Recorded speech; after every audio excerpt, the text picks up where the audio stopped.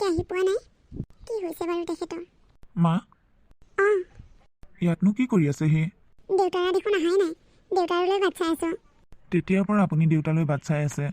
দেউতা আহিব নহয়, আহিয়ে আছে চাগে। আহা ভিতৰলৈ আহা। দেউতাৰে দেখোন বৰ দেৰি কৰিছে। সন্ধিয়াই হ'লহি। মোৰ বৰ ভয় লাগিছে। বুকুখন কিবা ধপধপাই আছে। মা আপুনি হৈছে হাৰ্টৰ প্ৰব্লেম থকা মানুহ। এনেই কিয় মিছামিছি চিন্তা কৰি আছে? দেউতা আহিব নহয়। চিন্তা কৰি কৰি গাটো বেয়া কৰি ল'ব নালাগে। ব'লক ভিতৰলৈ ব'লক। চিন্তা নকৰোঁ বুলি থাকিলেও দেখোন মনলৈ এই বেয়া বেয়া চিন্তাবোৰ আহিয়ে থাকে। পুৱা গধূলি গোঁসাই ঘৰত ধূপ চাকি জ্বলাই ভগৱানৰ ওচৰত ইয়াকেই প্ৰাৰ্থনা কৰোঁ, এই দুখৰ দিনবোৰ যাতে অন্ত পৰেও। তোমাৰ প্ৰাৰ্থনা ভগৱানে শুনিব মা। কিন্তু কেতিয়াবা কিছুমান অশুভ সংকেতে মনটো ভাগি পেলায়ো। অশুভ সংকেত মানে? হে প্ৰভু, এই কঠিন সময়খিনি পাৰ কৰি ঘৰখনলৈ সুখ শান্তি ঘূৰাই আনা প্ৰভু। এই দুখৰ দিনবোৰ যাতে নাইকিয়া হয় প্ৰভু। কৃষ্ণ। হে প্ৰভু, এয়া কি তাৰমানে? চাকি গছ এনেকৈ নুমাই গ'ল যে? হে প্ৰভু, ঘৰখনলৈ বেয়া সমস্যাবোৰ নানিবা। মা দেউতাৰ মনত বহুত কষ্ট পাইছে। মা দেউতাক আৰু দুখ নিদিবা প্ৰভু। হেৰি, আপুনি পালেহি। মই আপোনালৈয়ে বাট চাই আছিলোঁ। ৰণ, চুইটি, তহঁতে ক'ত আছ? এইফালে আছোন, দেউতাই আহি পালেহি। চুইটি, দেউতাৰলৈ পানী এগিলাচ লৈ আহ। দেউতা পালাহি? দেউতা, এই পানী গিলাচ খাই লওকচোন। নেলাগে, পানী খাব মন যোৱা নাই। হেৰি, কওকচোন, কওঁতে কি ৰায় দিলে? কাগজ কলটো বন্ধ হৈ নাযায় ন? কাগজ কলটো থাকিবতো।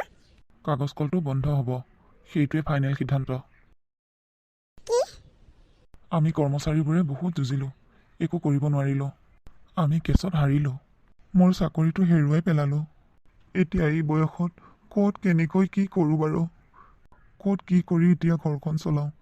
ইফালে ঘৰ বনোৱা লোনেই ধাৰ মাৰিম নে ল'ৰা ছোৱালী পঢ়া শুনাই কৰাম?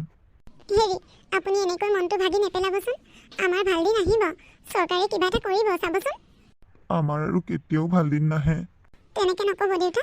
আমাৰ আকৌ ভাল দিন আহিব। অঁ দেউতা, আমাৰ আকৌ ভাল দিন আহিব। তুমি চিন্তা নকৰিবা। শেষ হৈ গ'লো, চব শেষ হৈ গ'ল। উফ, গাটো বৰ বেয়া লাগিছে দেখোন। মূৰটো বিষাইছে। উফ। মা, মোক চাহ একাপ দিবাচোন। তই নিজে বনাই খাগৈ যা। মোৰ মূৰটো বৰ বিষাইছে আৰু গাটো একেবাৰে ভাল লগা নাই। মা, তোমাৰ কি হৈছে? জানো, গাটো একদম ভাল লগা নাই। গাটো যদি বেছি বেয়া লাগিছে তোমাক হস্পিটেললৈ লৈ যাওঁ। নাই নাই, নালাগে। ৰাতি যদি আৰু বেছি বেয়া কৰে? একো নহয়।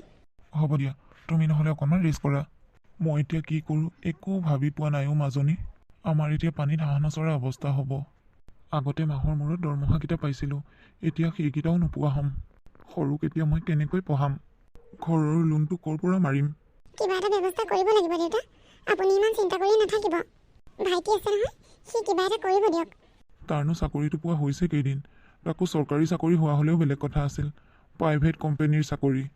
সিনো কেইটকা দৰমহা পায়? সেইকেইটা টকাৰে ঘৰহে চলাবনে, লোনৰহে ধাৰ মাৰিবনে, নে ভনীয়েকক পঢ়াব, নে সি নিজেই চলিব? দেউতাকটো হৈ যদি মই ঘৰখনেই চলাব নোৱাৰোঁ, তেনেহ'লে কোনে চলাব? কিবা এটা কৰিব লাগিব দেউতা। কাইলৈ পৰহিলৈ তোক এঘৰলৈ বিয়া দিব লাগিব। তাৰপিছত ৰণৰো বিয়াখন পাতিব লাগিব। আৰু সৰু আইজনীক ডক্তৰ পঢ়াব লাগিব। এইবোৰ এতিয়া কেনেকৈ সম্ভৱ হ'ব বাৰু? দেউতা, কিবা এটা হ'ব। আপুনি বেছি চিন্তা নকৰিব। আজিলৈকে মই মাৰৰ অভাৱখিনিয়ে পূৰ কৰিব নোৱাৰিলোঁ।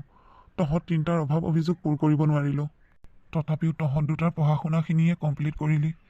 কিন্তু সৰুক মই পঢ়া শুনাখিনিও কমপ্লিট কৰাব নোৱাৰিলোঁ।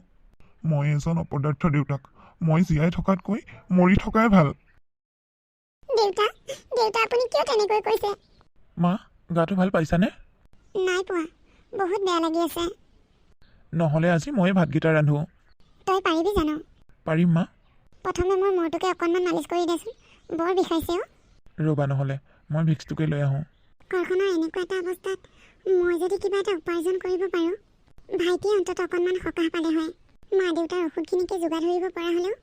কৌশিকক ইমানকৈ ফোন মাৰি আছোঁ, ফোনটো ৰিচিভ কৰা নাই। তাৰ লগতে কথাখিনি আলোচনা হওঁ বুলি ভাবিছিলোঁ, সিও ফোনটো ৰিচিভ কৰা নাই। তাৰ আকৌ কিবা সমস্যা হোৱা নাইতো? দেউতাৰ ওচৰলৈ যাওঁ।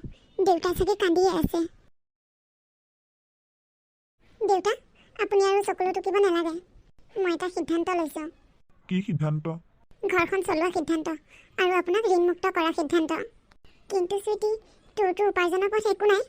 টকা উপাৰ্জন কৰিব পৰাকৈ তইতো একো নকৰ। তেনেস্থলত তই ঘৰখন কেনেকৈ চলাবি?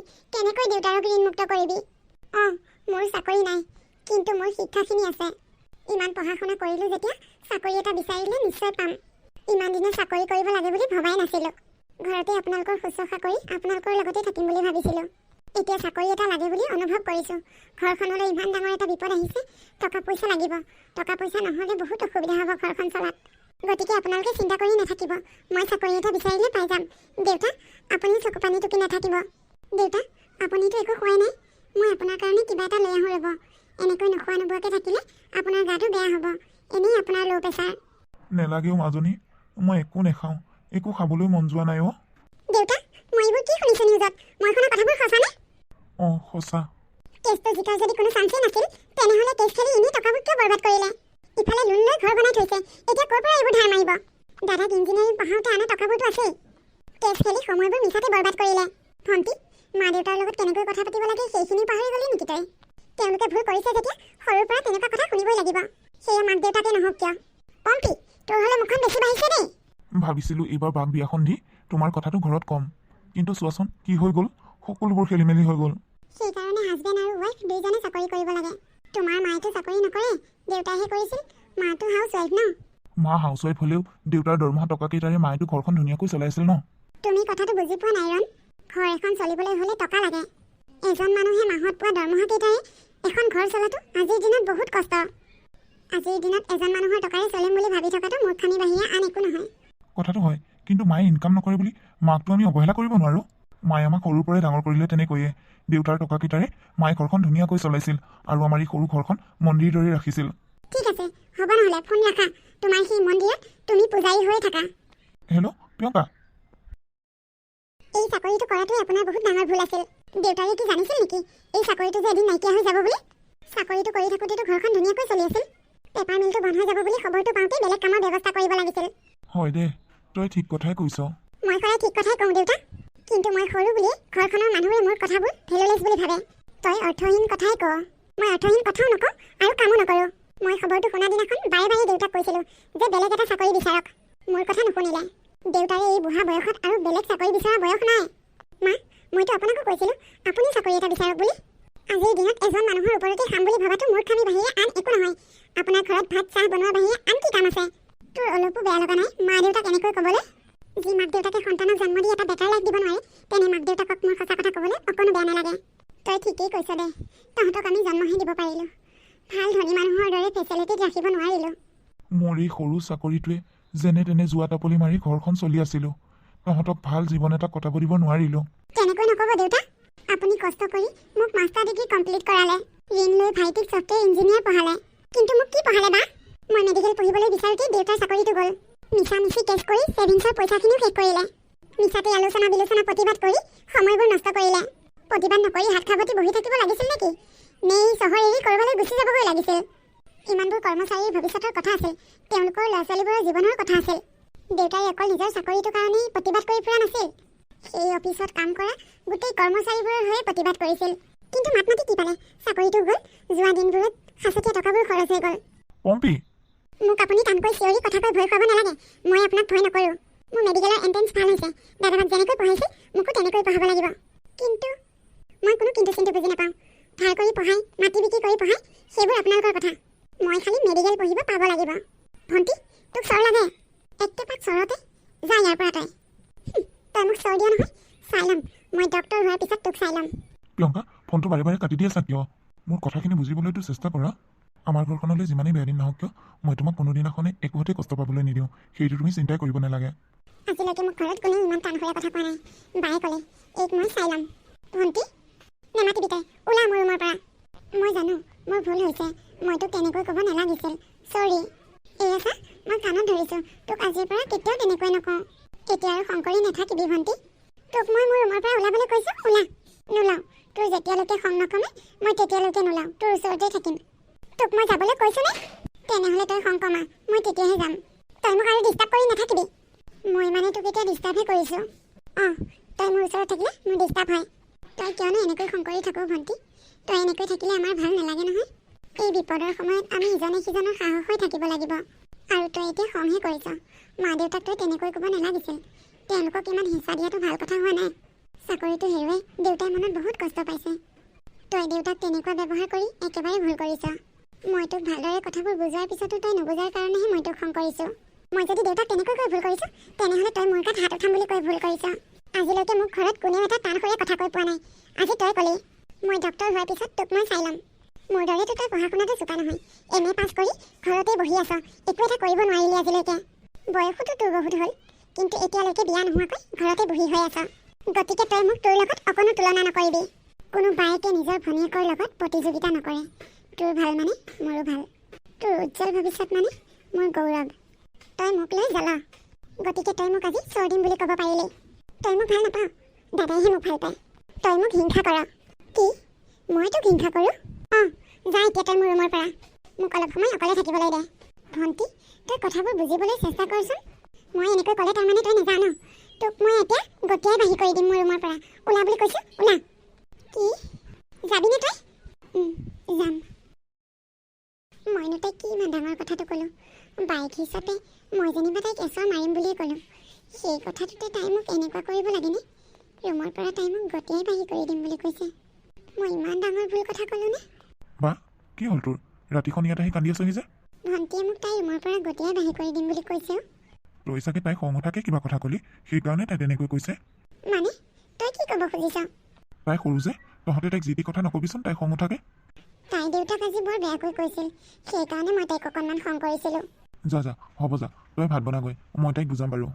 অঁ, তাইতো মোক বেয়াই পায়। তয়ে বুজাবিচোন, তোৰ কথা শুনিব তাই। হ'ব যা, মই বুজাম বাৰু। হেৰি আহিলে, ইমান ৰাতিলৈকেনো আপুনি ক'ত ঘূৰি ফুৰিছেগৈ? নাই, এনেই ৰাস্তাৰ ফালে এবাৰ ওলাই গৈছিলোঁ। আপোনাৰ মন বেয়া লাগিলে মুকলি জেগাত গৈ অকলে অকলে কথা পতা অভ্যাসটো আপোনাৰ আৰু নগ'ল ন? কিছুমান অভ্যাস মৰাৰ লগতহে যায় অ'। আপুনি যদি বেয়া নাপায় মই কথা এটা কওঁ। কি কথা? মোৰ বিয়াত যে আপুনি দিয়া গহনাখিনি এনেই বাকচত পৰিহে আছে, সেইবোৰতো পিন্ধাই নহয়। মই ভাবিছোঁ সেই গহনাখিনিকে বিক্ৰী কৰি আমাৰ সৰুক ডক্টৰ পঢ়াব পাৰিম। তুমি সেইবোৰ কি কথা কৈছা? তাই ডাক্তৰ হৈ অহাৰ পিছত মোক তাতকৈ বেছি দামী সোণৰ গহনা পিন্ধাব পাৰিব। সেইকাৰণে সেইখিনি বেছিয়ে দিওঁ দিয়ক। হেৰা, জীয়েৰক ডক্টৰ পঢ়াবলৈ মই তোমাক মৰমত দিয়া গহনাখিনি বিক্ৰী কৰিবলৈ ওলাইছা? আপুনি দেখোন মোৰ লগতেই আছে। আপুনি মোৰ লগত থকাৰ পিছত গহনাখিনিনো কি কথা আছে? ল'ৰা ছোৱালী পঢ়াওঁতে, বেমাৰ আজাৰ চাওঁতে, ঘৰৰ ইটো সিটো অভাৱবোৰ পূৰ কৰি থাকোঁতে আজি ইমান বছৰে তোমাক পূজা বিহুত ক'তো কাপোৰ এযোৰ দি পোৱা নাই। এতিয়া মই তোমাক সেই তাহানিতেই দিয়া সোণৰ বস্তু কিপটো যদি বিক্ৰী কৰি দিয়া, তেতিয়াহ'লে নিজৰ মানুহজনে তোমাক কিবা এটা দিয়া একো চিনেই নাথাকিব দেখোন।